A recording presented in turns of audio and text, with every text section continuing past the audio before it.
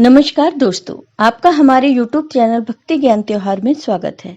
आज मैं आपको कामदा एकादशी की कथा सुनाने जा रही हूँ। अगर आपको ये कथा पसंद आए तो कमेंट बॉक्स में भगवान विष्णु की जय अवश्य लिखिए। साथ ही अगर आप मेरे चैनल पर नए हैं तो चैनल को सब्सक्राइब कीजिए और बेल आइकॉन पर क्लिक जरूर कीजिए, जिससे हमारे वीडियो के नोटिफिकेशन आपको मिलते रहें। हिंदू पंचांग के अनुसार चैत्र माह के शुक्ल पक्ष की एकादशी को कामदा एकादशी के नाम से जाना जाता है। इस दिन भगवान विष्णु की पूजा करने से सभी मनोकामनाएं पूर्ण होती हैं और व्रत रखने वाले मनुष्यों को मोक्ष की प्राप्ति होती है। कामदा एकादशी को फलदा एकादशी भी कहा जाता है। फलदा का अर्थ है फल की प्राप्ति और शब्द कामदा का अर्थ है कामनाओं को पूरा करने वाली एकादशी। हर एकादशी का अपना विशेष महत्व है। इस व्रत को करने से व्यक्ति राक्षस योनि से मुक्ति पाता है। यह भी माना जाता है कि इस व्रत को करने से आपको स्वर्ग की प्राप्ति होती है, क्योंकि ऐसी मान्यता है कि इस व्रत को करने से मनुष्य को 100 यज्ञों के समान ही फल मिलता है। कामदा एकादशी पर विधि विधान के साथ पूजा करने के साथ कामदा एकादशी की व्रत कथा सुनने पढ़ने से भी पुण्य की प्राप्ति होती है। एक बार धर्मराज युधिष्ठिर ने भगवान श्री कृष्ण से कहा, हे भगवान, मैं आपको कोटि कोटि प्रणाम करता हूँ। अब आप कृपा करके मुझे चैत्र शुक्ल एकादशी का महात्म्य बताइए।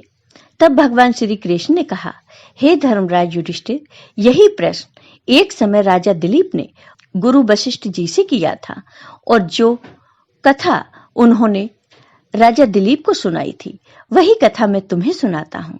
ध्यान पूर्वक सुनो। प्राचीन काल में भागीपुर नामक एक नगर था, जहां पुंडरीक नाम के राजा राज्य करते थे। उनके ही राज्य में ललित और ललिता नाम के स्त्री और पुरुष रहते थे। दोनों एक दूसरे से बेहद अटूट प्रेम करते थे।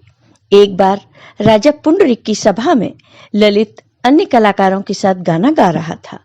उसी दौरान ललित ललिता की याद में खो गया और उसके स्वर बिगड़ गए। वह अशुद्ध गायन करने लगा। नागराज ककरोटक ने राजा पुंडरीक से उसकी शिकायत की। इस पर राजा को भयंकर क्रोध आया और उन्होंने क्रोधवश ललित को श्राप दे दिया। अरे नीच, तू मेरे सम्मुख गायन करते हुए भी अपनी स्त्री का स्मरण कर रहा है।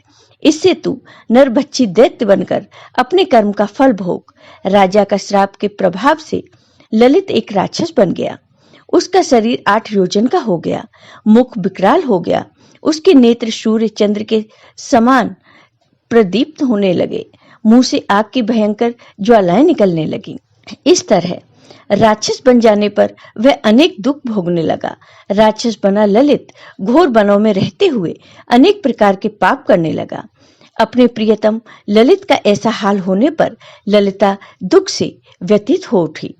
ललित के उद्धार के लिए विचार करते हुए वह एक दिन श्रृंगी ऋषि के आश्रम में पहुंची।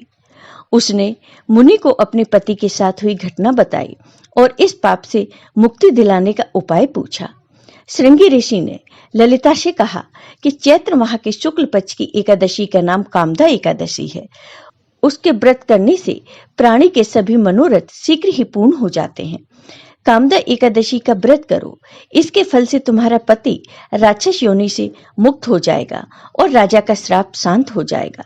ललिता ने कामदा एकादशी का व्रत विधि पूर्वक किया, दान किया। भगवान विष्णु की कृपा से उसका पति राक्षस योनि से मुक्त हो गया और अपने दिव्य स्वरूप में लौट आया। पहले की भांति ललिता के साथ वह विहार करने लगा। उसके सारे दुख दरिद्रता खत्म हो गई।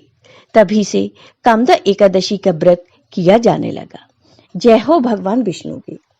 आपको ये वीडियो पसंद आया हो तो कमेंट बॉक्स में कमेंट करके जरूर बताइए। साथ ही मेरे वीडियो को ज्यादा से ज्यादा शेयर करिए। धन्यवाद दोस्तों।